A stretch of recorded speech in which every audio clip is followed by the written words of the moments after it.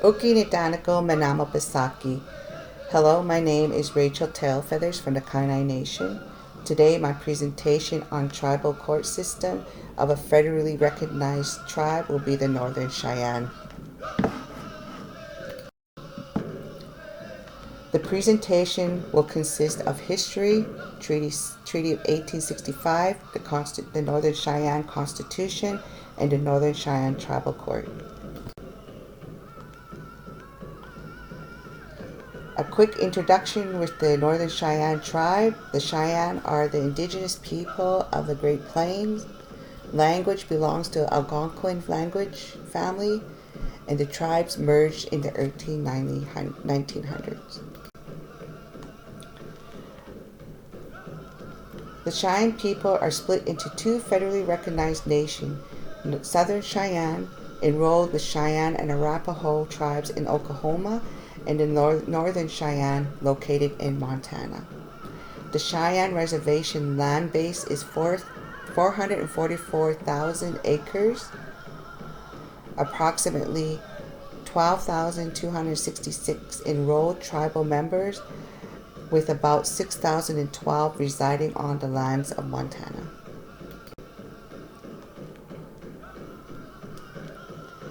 The Northern Cheyenne was part of the Cheyenne tribe.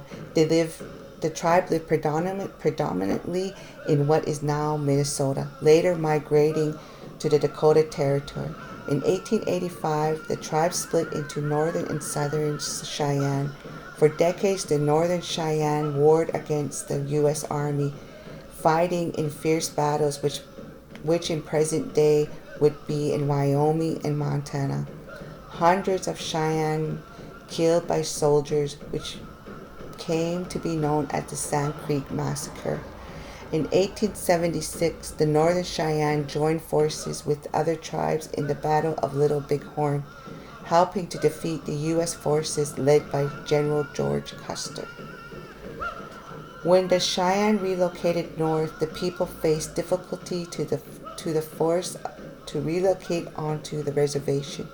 There was little food and illness was rampant. 1884, the Tongue River Reservation was established, a name later changed to Northern Cheyenne Indian Reservation.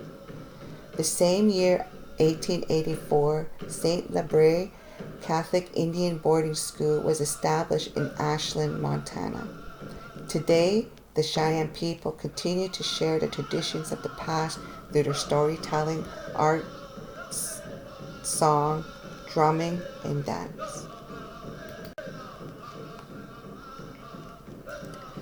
The treaty with the Cheyenne and Arapaho in 1865, I retrieved it from the Avalon Project. It consists of 9 articles, the 9th being the seal. So with each article, I will read a brief note.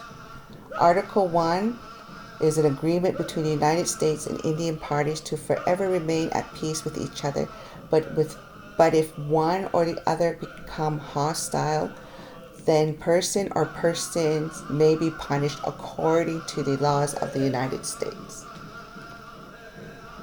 Another one that stood out was Article 3, states where Indians can travel within the territory and that they shall and will not go elsewhere except upon the terms and conditions prescribed by the preceding article in relation to leaving the reservation. Without delay, report to the commander or to the nearest military post. Also in Article 5, each Cheyenne member was to receive equal land section. In Article 6, the government to make reparation for the injuries done at Sand Creek. 4 chiefs were awarded 320 acres of land. And also in Article 7, expend annually during the period of 40 years, $20 per person, which they split up the payment in spring and autumn.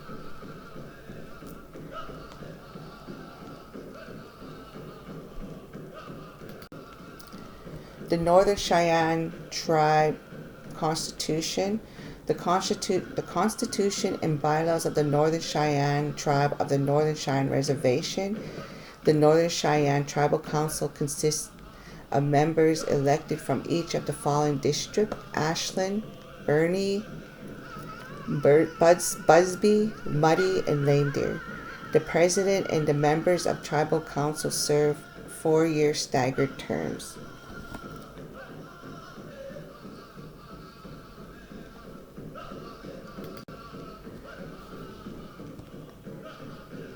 In the Constitution, the Northern Cheyenne Constitution, they have 11 articles.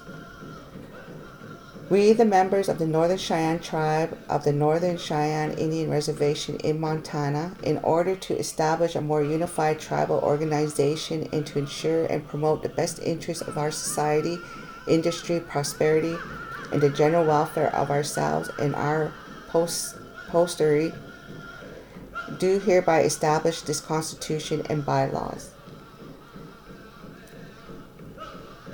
So in their Constitution, they identify territory, membership, government bodies and officers, powers of the Tribal Council, Bill of Rights, elections, removal from office, filling vacancies, referendum, land amendments, and separation of powers.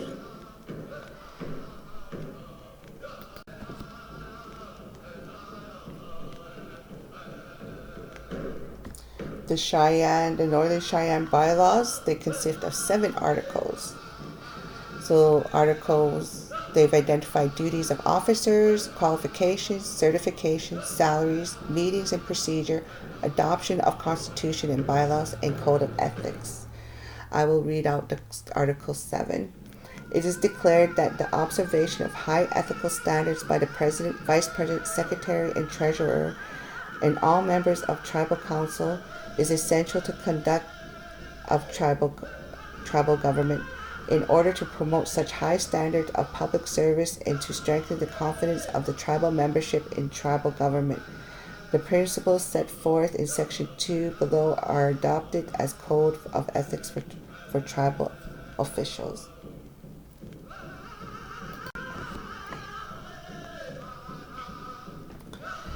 The court staff is required to comply with the highest ethical standards regarding confidentiality. The court must communicate essential information to the community about the judicial process without crossing the line in dispensing legal advice.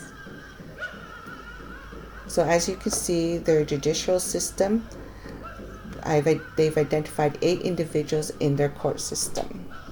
Starting off with the chief judge, David Roundstone, the trial judge, Doris Littlewolf, clerk of court, Marita Hagen, civil clerk, Autumn Standing Elk, juvenile clerk, Angel Spotted Wolf, criminal clerk, Deborah Strange Owl, bailiff, Eric Timber, deputy clerk, Cheryl Fisher. The Northern Cheyenne Court is a court of general jurisdiction. This means that the court hears a wide range of often complex civil and criminal cases that originate primarily within the boundaries of the Northern Cheyenne Reservation. The court may have jurisdiction over a case regardless of geographical origination. The court must ensure personal jurisdiction and subject matter jurisdiction. The court falls under the umbrella of sovereign immunity enjoyed by the Northern Cheyenne Tribe. The judicial branch of tribal government is unique in that the administration of the judicial process is performed by a combination of elected officials, appointed officials, employees, and officers of the court. An officer of the court is usually considered to be the judge, the clerk of court, the prosecutor, the attorney, a bailiff, a lay advocate, and the chief of police.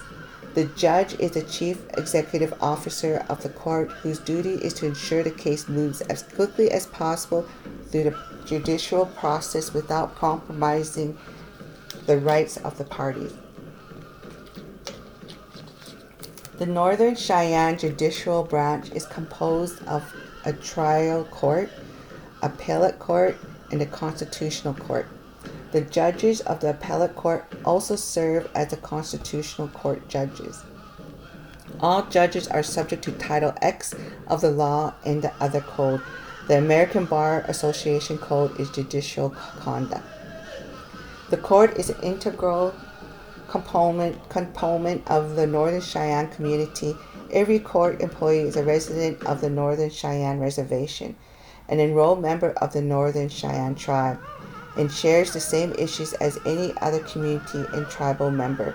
The most important aspect of the relationship between the court and the community is the mutual respect, and this can only be accomplished by the staff and officers of the court performing their jobs ethically and to the best of their abilities, adhering to the laws of the Cheyenne tribe, being responsive to the needs of the community, and being respectful towards every person seeking the service of the court.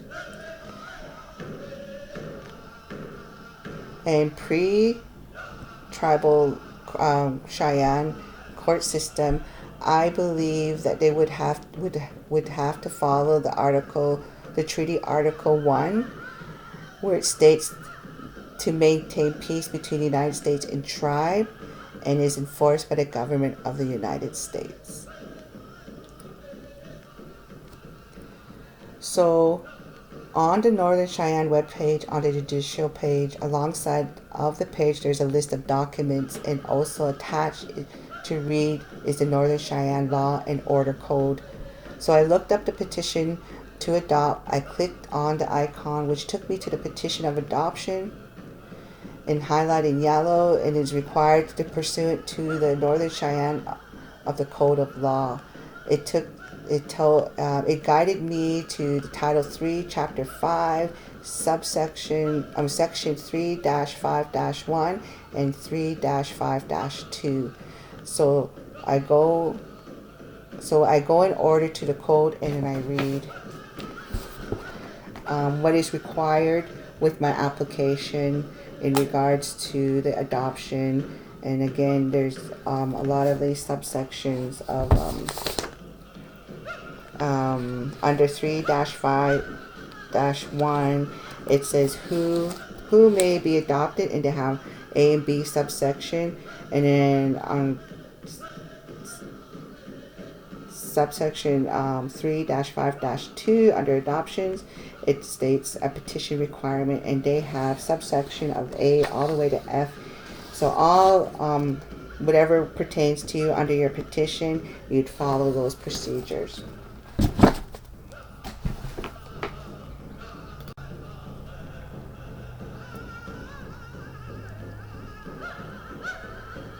Upon my research, I came across this quote, and I just find it a very powerful quote for all nations to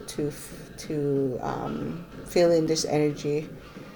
I'll read. For the old ones who prayed and sacrificed so that we might have a better life than they had, and for those yet to come. I also like to highlight a Northern Cheyenne tribal member. His name is Dion Keelsback. He is an enrolled member of the Northern Cheyenne tribe. He's dedicated his practice to Indian country for more than 20 years. He received his education at the University of Montana, School of Law, JD 2003, and Montana State University, BS in 2000. Before establishing his own law firm, Keelsback Law, PLLC, he was a partner at the Albuquerque, New Mexico, attorney in Phoenix, Arizona, attorney in Washington, D.C. in the Obama administration. Dion specialized in Indian law on a variety of issues focusing on tribal government, Indian gaming, Indian water rights, tribal member criminal defense, economic and energy development, fee to trust issues, PL 93-638 contract law, Indian health issues, natural resources, hunting and fishing rights, cultural right protection, sacred right protection, and Indian protection education. Litigation and lobbying. Dion represent defendants arrested for protesting a Dakota Access Pipeline. Dion also provide pro bono legal representation for Indian fathers in state and tribal courts. Thank you for your attention and listening to my presentation. I hope it was informative enough, and have a good day. Thank you.